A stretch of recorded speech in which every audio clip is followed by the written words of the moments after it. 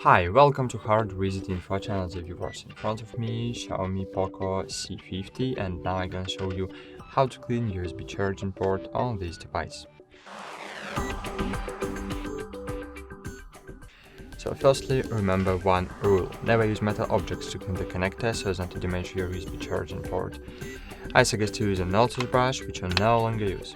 So firstly, plug your phone, and as you can see, here is something in my charging port that's preventing the charging cable from going all the way into the connector, and now we are going to try to clear it. So firstly, insert the one part of the brush into the connector and just pry the dirt out. That's it. Thanks for watching. Like this video, subscribe to our channel, and bye. See you.